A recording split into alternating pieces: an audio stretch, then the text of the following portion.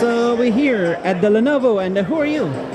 My name is Chris Francica. I'm with Motorola Product Marketing, here with a brand new member of our Motorola One family, the new Motorola One Zoom. So this is a nice big display, right? Yes, it's 6.4 inch, full HD OLED display. We've stretched it further to the top and the bottom of the device. Only a small waterfall notch, teardrop notch at the top as a cutout for the 25 megapixel front-facing camera. And on the back? On the back, for the first time ever, we've got a quad camera setup, one of the most advanced camera systems ever on a Motorola device. The main sensor is a 48 megapixel camera with quad pixel technology that actually bins them down, so you get 12 megapixel output with huge 1.6 micron pixel size. You get really amazing low light photography. There's OIS on this camera. There's additional 3 other lenses, including a depth sensor, an 8 megapixel telephoto lens with OIS, and a 16 megapixel 117 degree field of view ultra wide angle lens. So no matter what the situation, you've got a camera with you to take the perfect shot. Can you take a depth portrait camera of me? Yeah, certainly. Let's try. Because it does a nice bokeh. Let's do it right now. Yeah, the depth sensor gets really accurate portrait mode bokeh, so let's do it right now.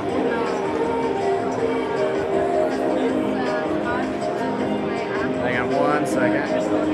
There we go. So is this using optical depth sensing, or is it computational? It's both, actually. So the depth sensor itself captures a depth map, which is fed into our software algorithms that they use for creating the portrait mode photo. So it focuses exactly on me, and then the rest is out of focus a little bit? That's correct, yep. So it has like a face detect, something like that?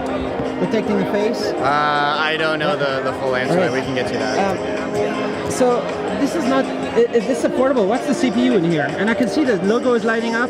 Yeah, it's running a Snapdragon 675 processor. This is a really unique feature only on this device. Our iconic Motorola logo actually lights up using an LED, and when you're getting a call or a text, the light will change. It'll blink or it'll flash or do something to let you know that there's a notification. And it's got a Type-C. Type-C? Sorry? Oh yeah, USB-C adapter. Also includes a headset jack for convenient wired headphone listening. Nice. So what's the version of Android? It's going to get Android 10 or? So it's running with Android 9 out of the box. It will be upgraded to Android 10 as well. It comes with our full suite of Moto experiences that we layer on top of pretty much stock Android. So you get things like the chop for flashlight and the twist for camera. I can show you that right now. So if you just chop it, you can turn on the flashlight, chop again to turn it off. You can also twist your wrist like this to instantly access the camera, twist it again, and it'll reverse the camera to give you a selfie. Nice. Is there a risk that you might trigger the flash or the camera in your pocket if you're running? No, when it's twisting, no. It's really only sensitive to the wrist twist. They've calibrated it really closely for that. Nice. And the price is affordable? Yes, very affordable. Starting at 429 euros, Motorola One Zoom will be available in a variety of countries in Europe, Latin America, and the United States coming in the next couple of weeks. So how do you access all these different modes? Yeah, so it's a simple swipe to the left to get all of our different camera modes: portrait mode, cutout mode, spot color, our brand new night vision feature, which gets you really amazing photos in low light. Can you go in the night Sure, and test it out? Let's come over here. So night vision actually uses frame stacking methodology. It takes 8 different frames at different exposure levels and puts them together. The result is a really rich photograph. You bring a lot more details out of the dark. So let's try this right now. So you can see inside here is a really dark scene. I'll take one picture first with the regular camera, and you can see the baseline there. Even with the regular camera, it takes a pretty decent photo because of that quad pixel technology, 48 megapixel sensor. So you can see there a little bit of graininess in the photo.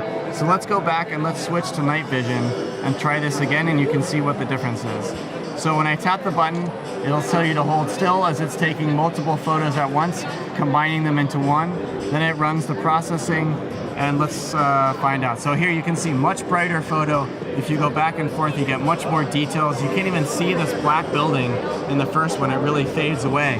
But with night vision, you get a lot more clear photos, a lot more detail. Yeah, you can very see dark even when in there, you zoom right? in. It's extremely dark in there. There's just one small dim light at the top to provide a little bit of ambient light. And then if you go back to the camera, the different modes are also... Yeah, so in addition to night vision, of course, you have portrait mode, cutout mode, which actually cuts out the background and lets you replace it with another scene. Spot color lets you choose one color to keep in color and turn the rest of the photo to black and white. Can you cut out the background for me? Absolutely.